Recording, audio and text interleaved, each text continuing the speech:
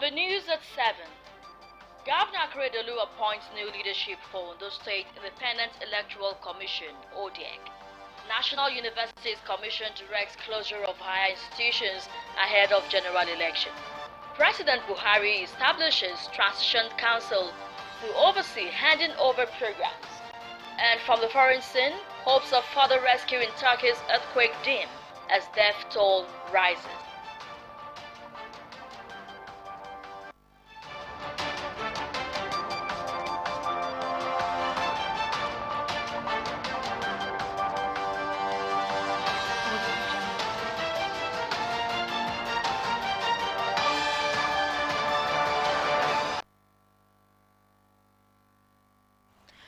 Good evening. Thank you for joining us on Osrc News at 7. My name is Timile Falade. The disturbing presence and indiscriminate parking of motorcycles and other public transports on road, particularly at strategic junctions, have become worrisome trends to residents of Akure, the Ondo State capital. Some residents who spoke to Osrc lamented the spill over of vehicles on major roads, leading to obstruction of free flow of traffic.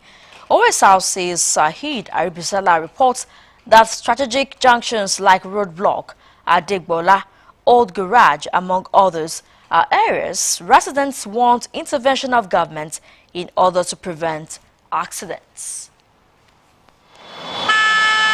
One of the key stimulators of growth which the Akeredolu administration in the last 6 years has pumped resources into is in the area of road infrastructure, opening up new areas and reconstruction of existing ones in bad state, as well as internal roads linking notable commercial and residential districts have been the trademark of the administration. This is envisioned to aid smooth transportation of goods and services, reduce loss of essential man-hour to traffic, improve value of assets and engender overall development amidst the increasing population.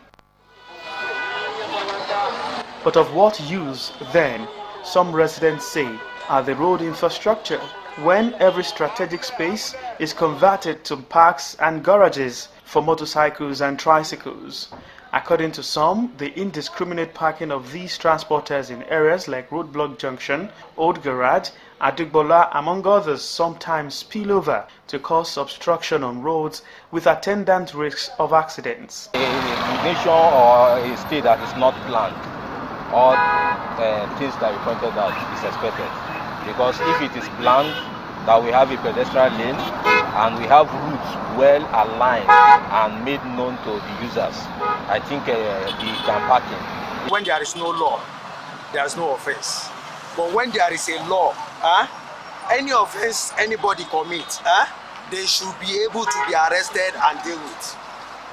It's because our law enforcement agency, they are not doing their right thing. They are the ones supposed to be controlling all this thing, but they are not doing their job.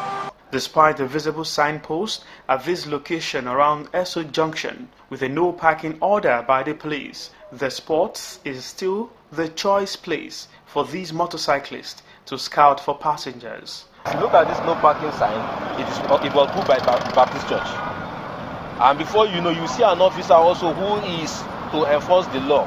We bring his bike there and stand there and convey passengers. So the issue is not maybe the users. Like I said, there should be sensitization, and the government and all necessary agencies need to do the needful. The growing trend for some is a time bomb ticking and waiting to explode if quick measures are not taken. What is a situation where there is survival of the fittest?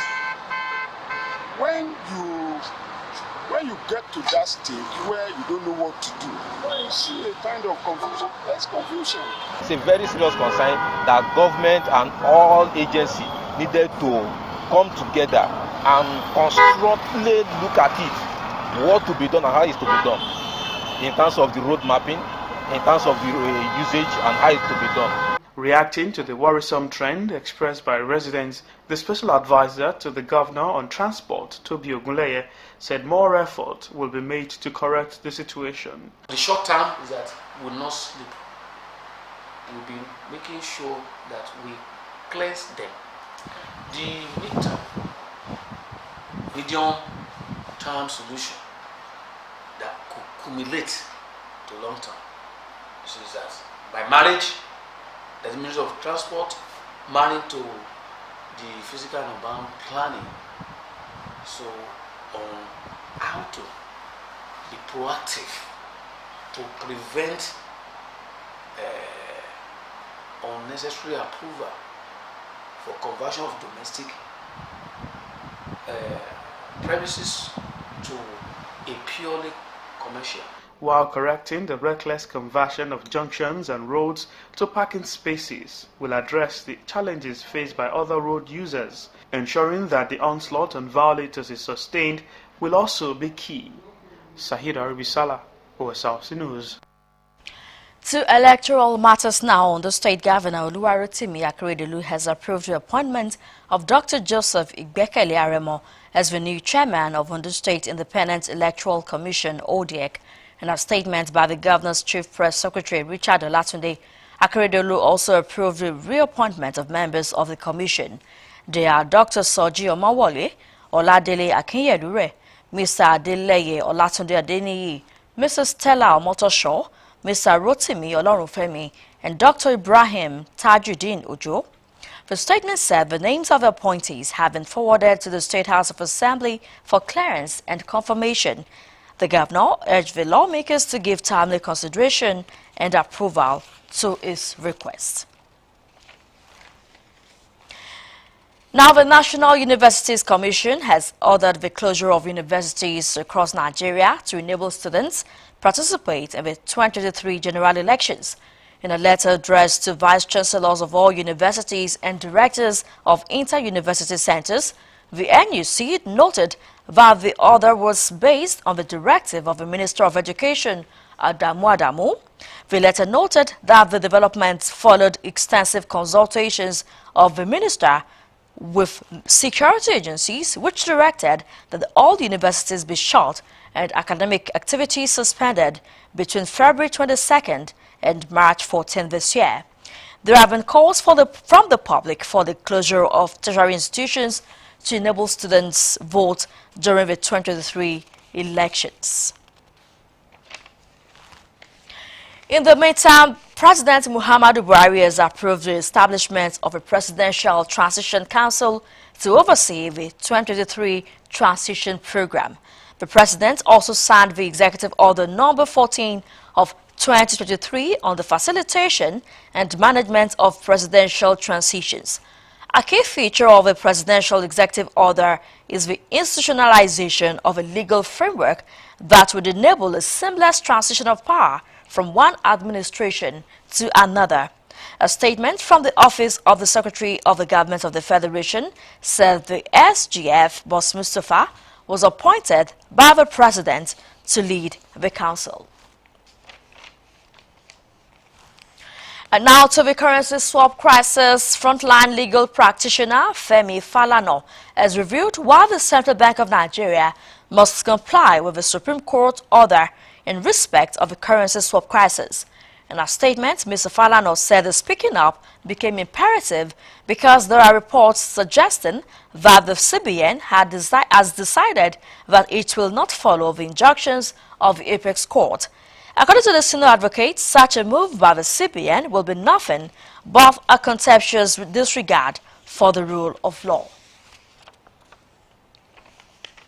Meanwhile, a Lagos-based lawyer, Monday Ubani, said the Supreme Court still has a duty to decide on whether its original jurisdiction was properly invoked in deciding on the Naira swap. Ubani said although the Supreme Court possessed original jurisdiction in matters affecting the federal and state, there is, however, the need to make findings on its jurisdiction in this regard. Ubani noted that although the ruling had helped many Nigerians gain relief, there is, however, need to set the record straight. The Apex Court had yesterday granted an interim order temporarily preventing a withdrawal of the old Naira notes from circulation. Now, the National Vice Chairman, Northwest of the ruling All Progressives Congress, Malam Saliu Lukman, has counseled President Muhammadu Buhari to respect the ruling of the Supreme Court on the Naira swap deadline. He said in doing so, the president will demonstrate he is truly a converted Democrat and his democratic credentials further enhanced. Lickman advised the president to identify with the plight of Nigerians and respect the ruling of the Appeals Court in line with his administration's adherence to the rule of law.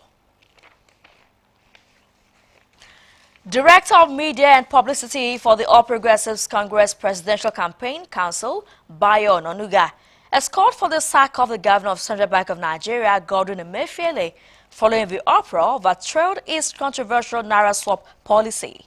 His call captured the mood of some angry Nigerians who felt the CBN governor does not deserve to remain in office following the tension the scarcity of the new Naira notes and the short deadline had generated in the country.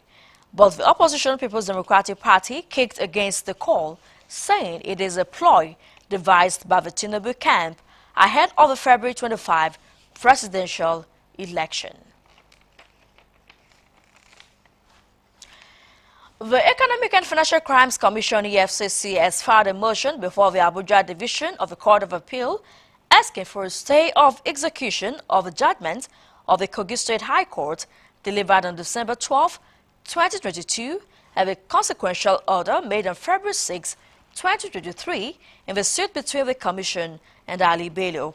In the February 6 judgment, Justice Rukayat Ayola of the Kogi State High Court had granted the application for committal to prison of the EFCC chairman Abdulrasheed Bawa for disobeying an earlier court order made on 12 December 2022.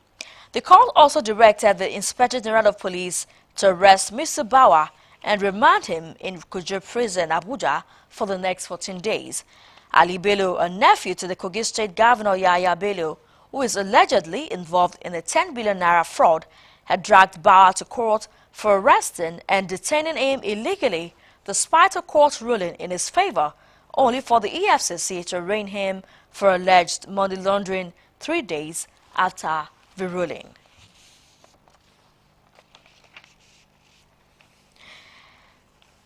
And still on financial crimes, the senator representing Delta North in the National Assembly, Mr. Peter Waboshi, he was convicted and sentenced to 7 years imprisonment 7 months ago by the Court of Appeal in Lagos for money laundering, has been remanded at the Ikoyi Custodial Center to commence his prison term. The Economic and Financial Crimes Commission stated that Waboshi had been on the run since the conviction. EFCC spokesperson Wilson Uwujarin, in a statement, said the lawmaker was intercepted by EFCC operatives at a hospital in Lagos on February 6. The appellate court on July 1, 2022 sentenced Waboshi to prison after it convicted him of 2 counts of money laundering. You're still watching OSRC News at 7. We'll take a quick break now. Do stay with us.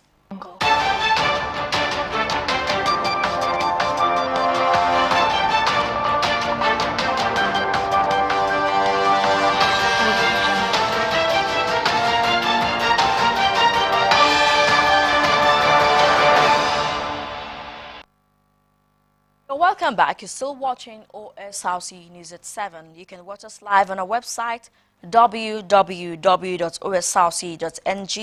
or follow us on Facebook OSRC TV Ondo, and on YouTube you can subscribe to our channel OSRC TV Ondo. Ondo State government has reiterated its commitment to ensuring investors have standard and right platforms to showcase the state positively to the international community. Governor Oluwarotimi Akeredolu made the pledge while playing host to a former Nigerian ambassador to China, Wale Oloko, and a delegation from Elizade University, Ilaramokin, at his office in Akure. The Commissioner for Regional Integration and Diaspora Relations, Mr. Boye Ologbese, and Commissioner for Culture and Tourism, Mr. Wale Akinlosotu, joined the governor to receive the China ambassador.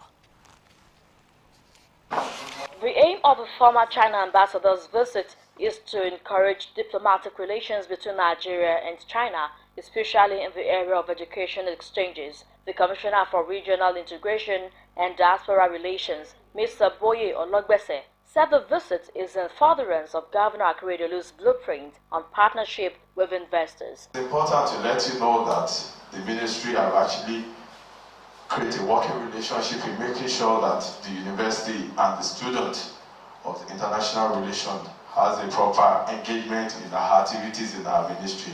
It's part of our working arrangement. And part of this, the ministry have actually made, and we have decided that a best quality student of that department will get 100,000 on a yearly basis from the student. Former Nigerian ambassador to China, Wale Oloko, commended Governor Akeredolu for his integrity and people-oriented programs. Ambassador Oloko sought more collaboration of the state with the Chinese government to further improve on its industrial and agricultural strides to boost the economic prospects of the state. What they want to know, what Chinese like to see is, can this person, can he promise and deliver? Is it the authority that can allow us to come? Is he ready to approve what we need? Those are the things that you need. Those are the things that you need to talk to. And my last activity in China, like I was telling the commissioners, was taking governor of Lagos State. I'm from Lagos, but I'm now going to see myself as an honorary citizen of those states. Governor Oluwarotimi Akeredolu, represented by his deputy Lucky Ayedatiwa, said the state government has a harmonious diplomatic relationship with China and has continued to sustain same through the Ministry of Regional Integration and Diaspora Relations and the Ministry of Culture and Tourism. You've been in China as an Nigerian ambassador in China and now foreign policy advisor. This government, the governor has actually been to China, maybe not when you were there, but it's been to China, especially that Guangdong, and which have given birth to the Odoni Industrial Homeland. It was after his first visit, I think sometime in 2018 or so, but it's been there before. I'm very sure of that because we have pictures on that. So, and also we have Guangdong, Ondo Guangdong Industrial that is coming up very soon in my own local government. I'm very aware of that. The land has been acquired and compensation has been paid to the owners. In fact, the fence is being erected and the investors are ready, but for COVID-19 that has stalled the progress for a while. Governor Akeredolu thanked the Nigerian ambassador for the visit, stressing that it will expose the students of Elizabeth University to diplomatic relations in the interest of the people. That link between the gown and town should even start right now. Our audience could not, when they finish their education, before they begin to experience what is happening outside the school campus. So I want to thank you for this great initiative. It's really going to help, to form the relationship between the government through these two ministries and your institution. So whatever, in any way you need our support, collaboration, we'll be ready to give through these two ministries. The ambassador is expected to sensitize the students of Elizabeth University, Ilaramokin, on diplomatic relations during his stay in Ondo State. 580 youth facilitators and federal government at-risk children project ACP Ondo State are currently undergoing a 3-week training to address risk against youths and children in the state. The participants, selected from across the 18 local government areas of Ondo State, are camped at Government Technical College Owo in our local government area to be trained on various life-changing skills to better society. Government House correspondent Omoriola Hungbeji reports that wife of Ondo State Governor, who is also the chairman of the advisory committee of the project, declared the event open. Record by the United Nations Educational, Scientific and Cultural Organization UNESCO shows that about 20 million children are currently out of school, showing far-reaching increase from the 10.5 million recorded before the advent of COVID-19 in 2020, while unemployment rate is skyrocketing on a daily basis. To this end, federal government came up with the initiative of At-Risk Children Project to take children off the streets and also address other associated risks against youth in the country. Declaring the event open, Chairman Advisory Committee of ACP in the state and wife of the governor, Mrs. Betty Anyanwu Akeredolu, reminded the youths that the future of Nigeria lies in their hands and must be well handled. She encouraged them to make good use of the opportunity to improve the economic status of the state. I don't need to climb mountain to know that all of you are already hooked up with ACP. And I embrace you with full chest. So that is how I want you to embrace whatever you're being taught here with full chest. And we want to see results very, very soon.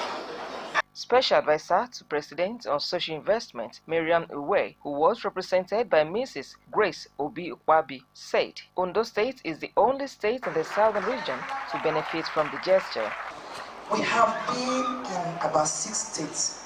Ondo State is the first state down south. We did CBT tests in every state to gauge the intellectual level of the state. Every other state we have gone to, I won't call name, the highest is 40%. When we did CB tests for those states, the average, not the highest, the average was 70. Special Advisor to Governor Akeredolu on Gender, Olamide Falana, assured the participants and the people of the state that the 3-week program will be carefully implemented. We have a full medical team that's deployed to also ensure that all our participants are well taken care of. Because I know that here we have men, we have women, we have special persons, and we also have children who are here because we have mothers who are nursing and they are here with their children. That's why we have ensured that all of this is put in place to ensure their maximum comfort and their care while they are here. Some of the participants hailed the initiative and promised to make the state proud. We learned a lot of skills like POP, like interlocking, like fisheries, aquaculture, like some poultry, and some other things. We have been learning a lot.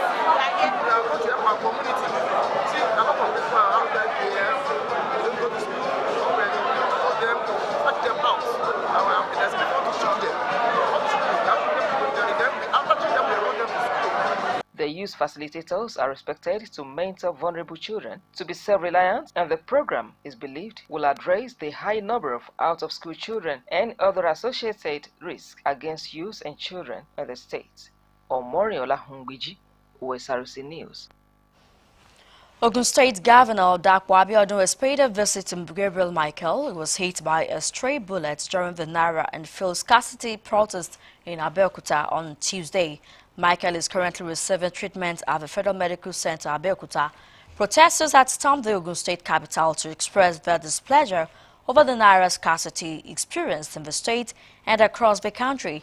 Addressing journalists, Abiodun implored residents of the state to remain calm and peaceful, saying the destruction of property is not the solution to the current situation. The police in Enugu State have arrested a woman, one Chinwendu Namani, for allegedly selling permanent voters' cards, PVCs, to their owners. The lady was seen in viral video forcing PVC's owners in Emene, Enugu, to pay 1,000 naira to collect their cards. Those who were able to pay collected theirs, but those who could not afford to pay left without their PVCs. The woman, who has been arraigned in court, was arrested with an official of the Independent National Electoral Commission (INEC) in Kiruka, Patience Obina, who gave Inamani the PVCs to distribute for mourning. The National Agency for Food, Drug Administration and Control (NAFDAC) has declared a state of emergency on bleaching after establishing that Nigeria today has been ranked first in cases of bleaching. The Director General of NAFDAC, Professor Mojisola Adeyeye, raised the alarm on the menace of bleaching creams in Nigeria, saying the problem has become a national emergency that calls for serious attention. She stated this while flagging off a media sensitization workshop on dangers of bleaching creams and regulatory control organized by the Association of Nigerian Health Journalists in Kano. A former Minister of Aviation, Osita Chidoka, has accused the United Kingdom of denying Sonia Ekweremadu a kidney transplant, despite having many donors who are willing to assist. 25-year-old Sonia is the daughter of former Deputy Senate President Eke Ekweremadu, who is being tried alongside his wife Beatrice in a British court for allegedly plotting to harvest the street trader's kidney. Taking to his official Facebook page on Wednesday, the former minister asked the federal government to intervene in the issue so that Sonia can have a kidney transplant. Noting that it was at the London Criminal Court on Monday, Chidoka said no matter the outcome of the trial, Sonia deserves the right to live. The World Health Organization, WHO, says deadliest cholera outbreak in Malawi's history has killed at least 1,210 people, while vaccines remain scarce. The Southern African nation has been battling its worst cholera outbreak on record, with nearly 37,000 cases reported since March 2022. WHO said in a statement that active transmission is now ongoing in 27 of Malawi's 29 districts, with the country seeing 143% increase in the number of cases last month compared to December. Since the outbreak began, Malawi has carried out 2 large vaccination campaigns, but due to limited supplies, has offered just one of the usually recommended 2 oral cholera vaccine doses. Hopes were fading today for rescuing survivors of the earthquake in Turkey and Syria, which has killed over 17,500 people in one of the deadliest tremors in decades. Bitter cold has hampered the 4-day search of thousands of flattened buildings, and the 72-hour mark that experts consider the most likely period to save lives is past. Relatives were left scoring body bags laid out in a hospital car park in Turkey's southern city of Antakya to search for missing relatives, an indication of the scale of the tragedy. The quake struck as people slept early Monday in a region where many people had already suffered loss and displacement due to Syria's civil war. To end the news tonight, here again are some of the major stories. Governor Oluwarotimi Akeredolu has approved the appointment of Dr. Joseph Igbekele Aremo as the new chairman of Ondo State Independent Electoral Commission, ODEC. In a statement by the governor's chief press secretary, Richard Olatunde, Akeredolu also approved the reappointment of members of the commission. The National Universities Commission has ordered the closure of universities across Nigeria to enable students participate in the 2023 general elections. In a letter to vice-chancellors of all universities and directors of inter-university centers, the NUC noted that the decision was based on the directive of the Minister of Education, Adamu. And we told you that President Muhammadu Buhari has approved the establishment of a Presidential Transition Council to oversee the 2023 transition program. And that's the news. Thank you for watching. Good night.